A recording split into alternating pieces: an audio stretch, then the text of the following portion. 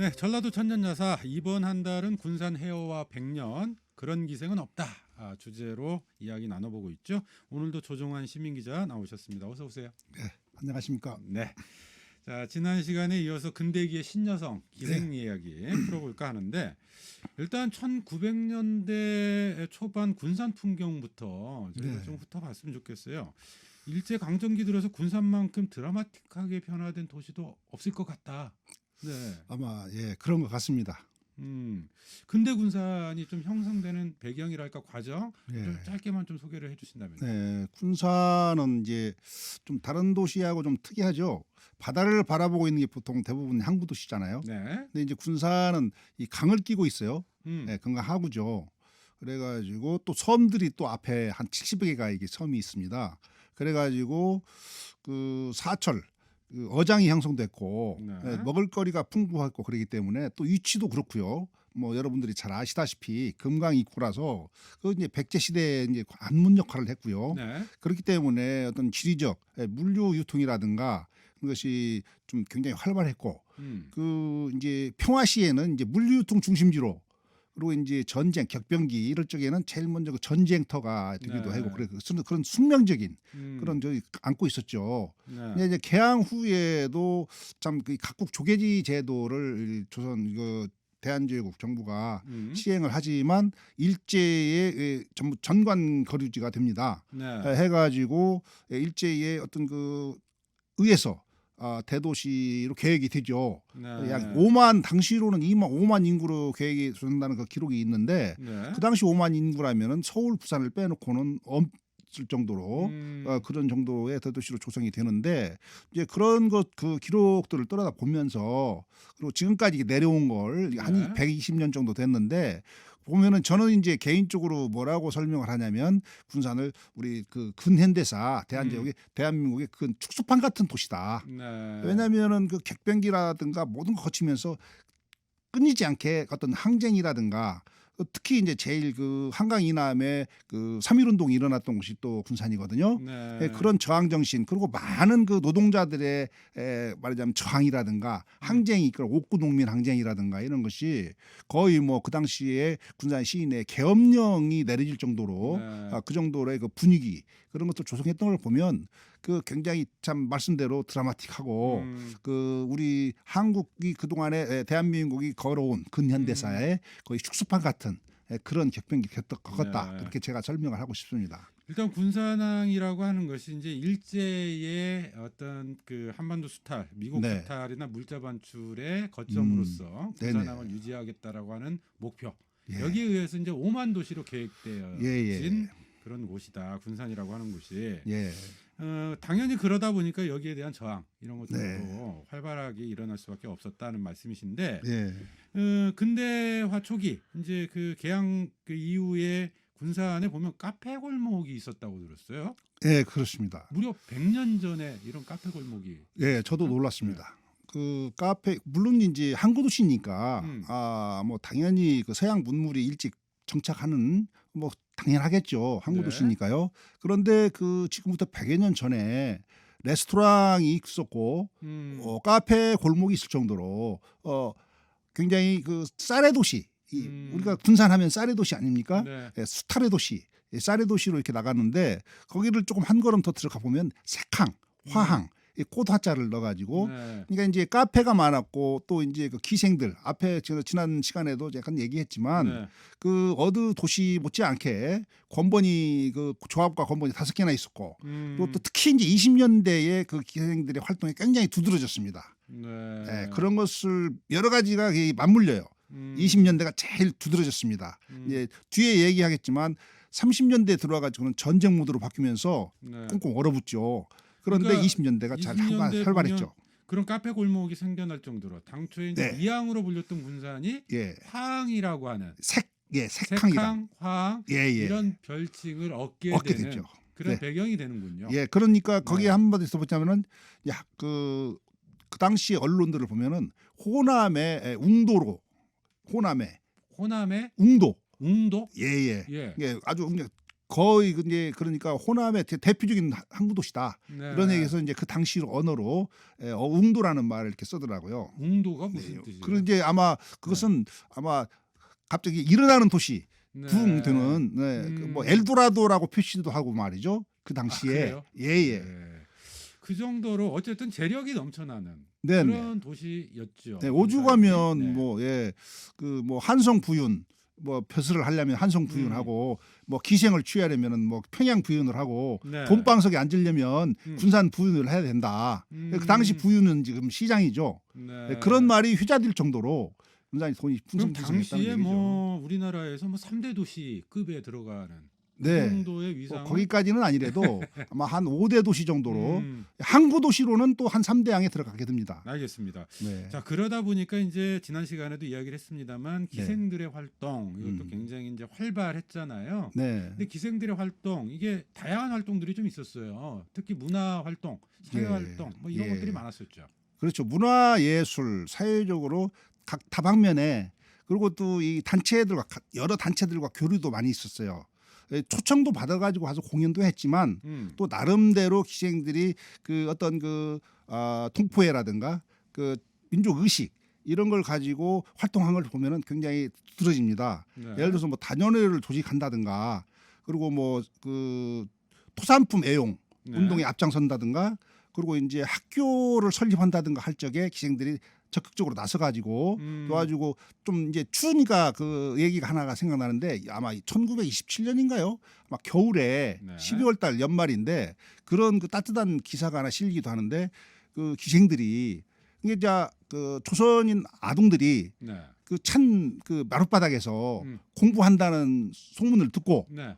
기생들이 그 당시 석탄 난로용 석탄을 5가마를 이렇게 사가지고 보내줬다는 그런 네. 따뜻한 이야기가 신문에 그런 기사도 실리기도 합니다. 네. 저는 그 기사를 보고 굉장히 그 좀 감동적인 약간 그 피부가 짜릿해지는 그런 그 느낌을 받았거든요. 네. 근데 그것이 이제 좀 대표적인 얘기고 뭐 고무신을 뭐 백컬레 를 시사한 그런 기생도 김산호주라는 기생은 말이죠. 네. 그 저쪽 만주 쪽에 고생하는 그 우리 그 동포들 생각을 해가지고 고무신 100켤레를 기증한 그 기생도 있어요. 네. 그 당시 고무신 한 켤레면 말이죠.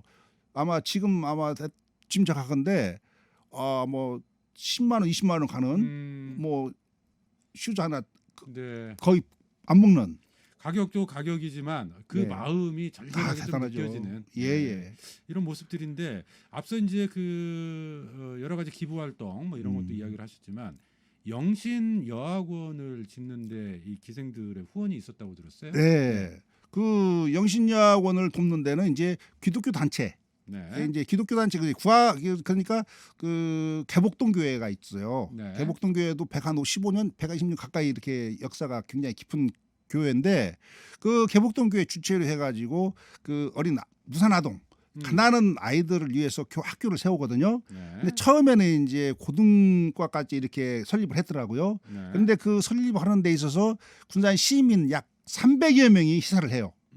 대단한 숫자죠. 네. 지금도 300명이 아마 그 성금을 넣는다 300명 정도가 헌금 내는 게 쉽지가 않을 텐데 네. 지금부터 100여 년 전에 그때가 아마 제가 1922년인가로 제가 기억을 하는데 그 공연을 그 영신여학원 네. 그러다가 나중에 이제 일제에 의해서 그게 학교가 폐교가 되고 1931년인가 이때 이제 유치원으로 다시 또 발족이 되거든요. 네. 그게 다 이제 그 우리 조선인들 특히 이제 거기에 힘을 보탠 사람들이 기생들도 많이 힘을 보태는데 그 300여 명이 희생 그 성금을 냈는데요. 네. 그 중에 약 10%, 한 5%, 한 10몇 명, 20명 가까이가 기생들이 있었어요.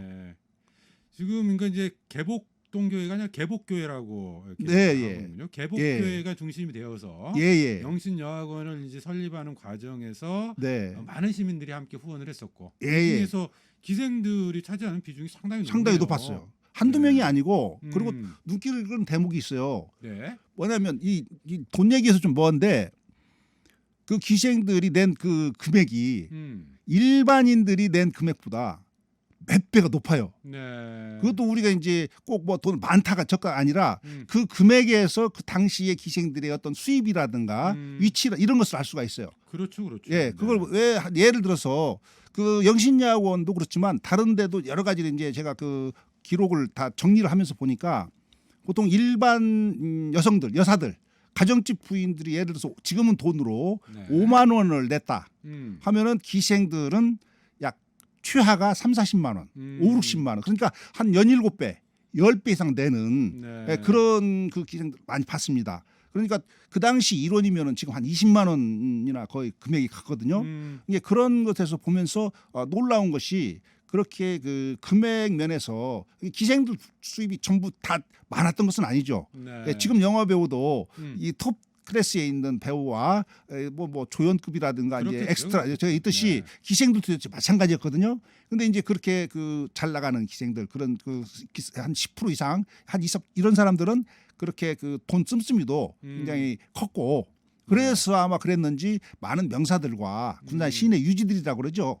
이런 사람들과 교분도 가까웠고 네. 그 어떤 큰 행사 있을 때마다 기생들이 빠지지 않고 참석했다는 것 자체가 그것이 중요한 것이죠. 그리고 이제 네. 기생들이 그 어린아이들을 위해서 한국 조선인 그 어린아이들의 불우한 어린아이들을 위해서 연극도 하고 공연을 하거든요. 그때마다 또 이제 조선인 그 유지들 예를 들어 네. 객주라든가 회사 사장이라든가 이런 사람들이 또 거기 가가지고 다 헌금을 해요. 네. 그러니까 종교 이것을 가리지 않고 음. 거기에서 서로 주고받고 이렇게 하면서 서로 도와나가는 것을 보면서 어떤 그 동패라든가 그런 것을 열심히 느꼈습니다. 네. 그 당시에 혹시 뭐 그 정확할 수는 없겠습니다만 네. 군산 지역의 기생들의 숫자, 규모 뭐 이런 것 아마 추정이 대충 됩니까? 뭐 네. 그러니까 제가 그 일제 강점기에 군산에서 활동했던 기생을 한 100여 명을 100여 명 제가 정도. 추출했어요. 네. 그런데 이제 그분들이 빠지고 들어가는 경우도 있고 할 텐데 눈기 이제 좀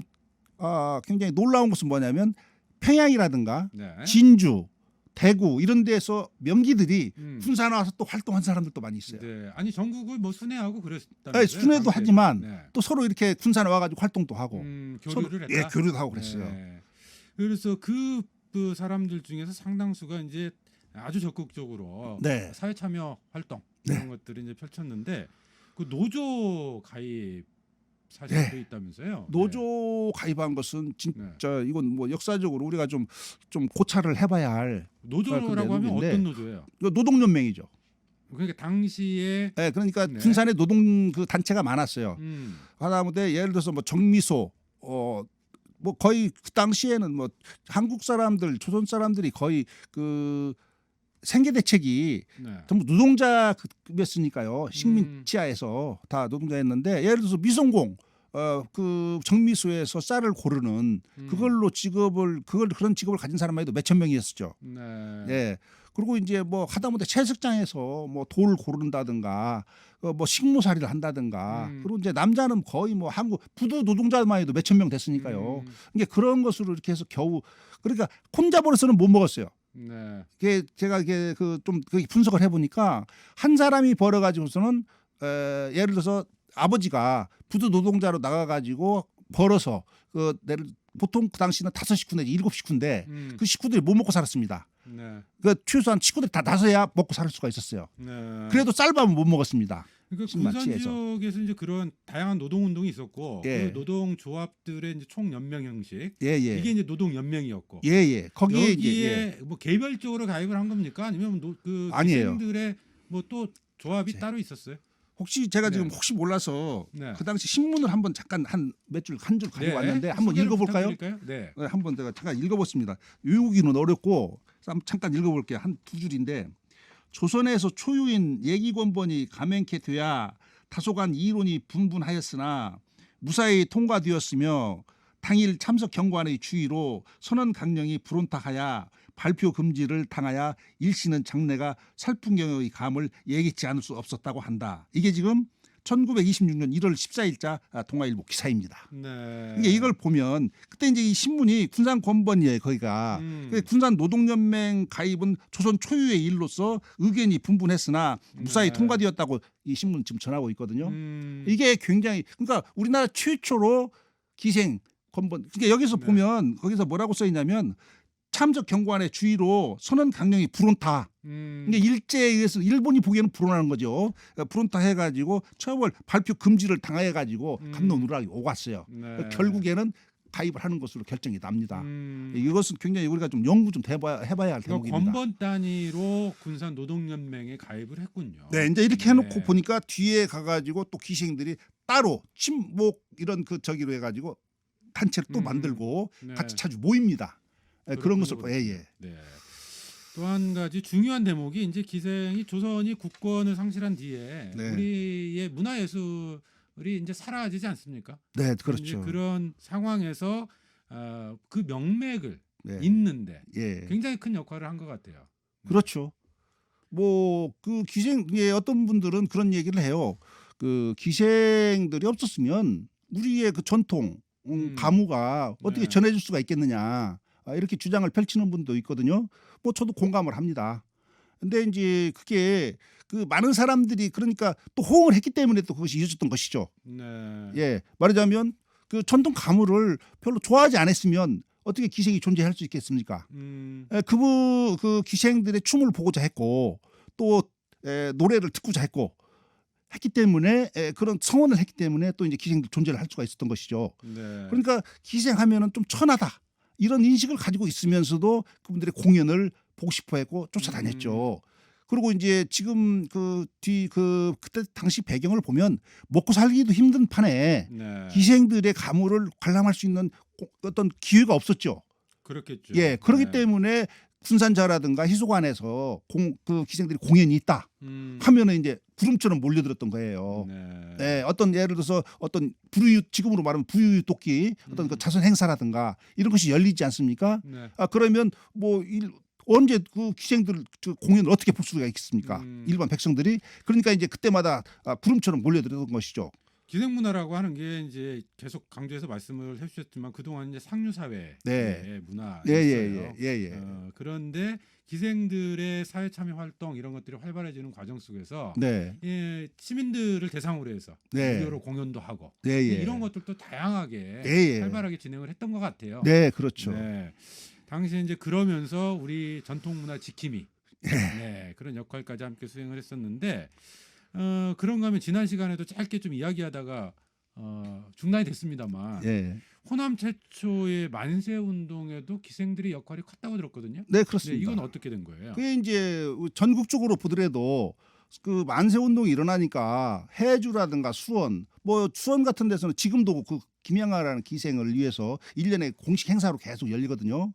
그런데 뭐 수원이라든가 뭐 해주, 진주 각지에서 전주에서 열렸다고 그래요. 네. 전주에서도 3.1운동 그 여성 기생들이 그 전주에서 활동하는 기생들이 참여했다는 그 기록도 있습니다. 근데 이제 군사는 기록이 없어요. 네. 단지 이제 그 기생들의 입을 통해서만 전해질 뿐입니다. 구전으로만. 그것은 이제 뭘 의미하냐면 어쨌든 간에 이 전주 같은 데는 기록이 있다는 것은 뭐냐면 거기에 처벌받은 기생이 있다는 얘기죠. 네.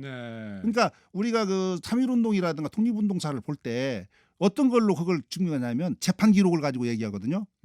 그것이 아니면 없죠. 그러니까 결국에는 어떻게 보면 일본인들이 남긴 거예요. 네. 따지고 보면. 그런데 군산이 어떤 도시입니까요? 한강 이남 최초로 일어났던 만세 운동이 일어났던 곳인데 그 기생들도 당연히 참여를 했고 네. 그 기생들 입에서도 전해집니다. 그런데 기록이 없으니까 네. 예를 들어서 거기서 6개월 옥고를 치렀다든가 이것이 시야 되는데 그것이 없으니까 이제 기록에는 안 나타나는 거죠. 네. 네.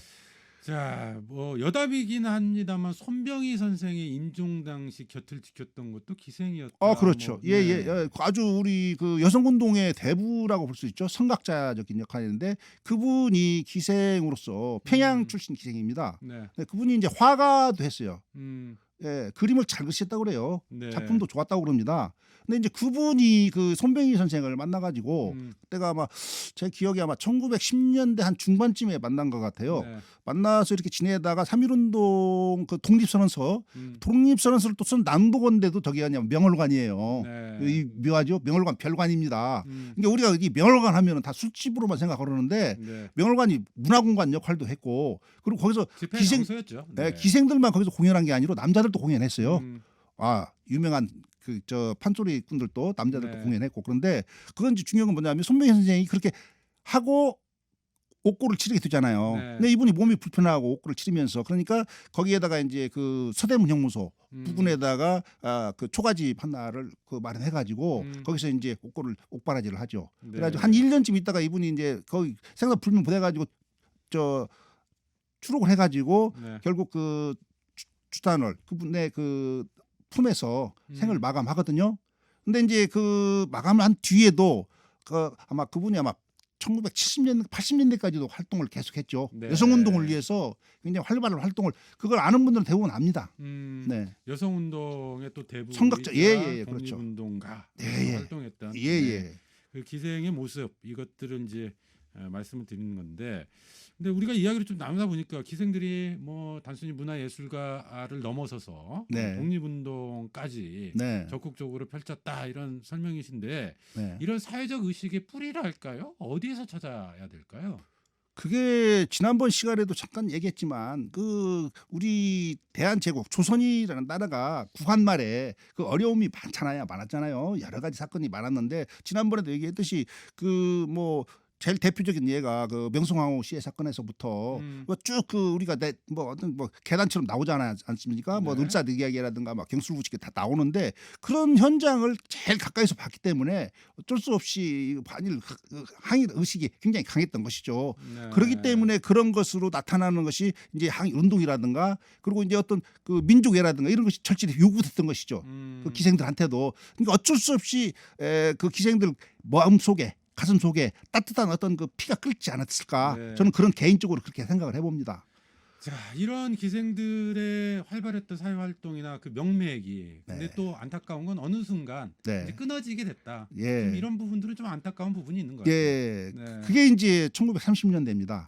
그러니까 우리가 그 역사를 한번 정리해 보면 1931년에 그 만주 사변이 일어나지 않아요? 네. 일본 애들이 그 만주 사변을 일으킨 거죠. 그리고 37년 중일 전쟁, 41년에 태평양 전쟁 이렇게 전쟁 모드로 바꾸면서 이게 거의 그 식민 통치를 더 강하게 네. 3명만 모이는 것도 규제를 하고 감시를 하죠. 그 속에서 기생들이 나름대로 한 공동체 의식을 가지고 네. 철저히 저항을 해나가는 것이 그 기사 하나에서 조그마한 한 줄짜리 기사 하나에서 네. 그런 것이 다 느껴집니다. 조금 전에 얘기했듯이 우리 조선의 가난한 네. 아이들을 위해서 그 뭐 석탄 백가마를 보내고 이런 거 하나에서도 다 나타나고요. 그리고 그 기생들이 30년대에는요 알겠습니다. 행사를 못 열어요. 일제 지난 시간에 좀 언급을 해주신 것 같아요. 일제에 의해서 기생이라고 하는 예. 존재에 대한 사회적 인식 자체가 왜곡되는 좀 그런 과정들이 좀 반복되면서 예. 네, 이런 명맥들이 좀 끊어지게 되지 않았나. 근데 한 가지 안타까운 아쉬운 생각이 것이 드네요. 있습니다. 네, 다음 시간에 이어서 그 말씀은 예. 네, 해주셔야 될 것 같네요. 네.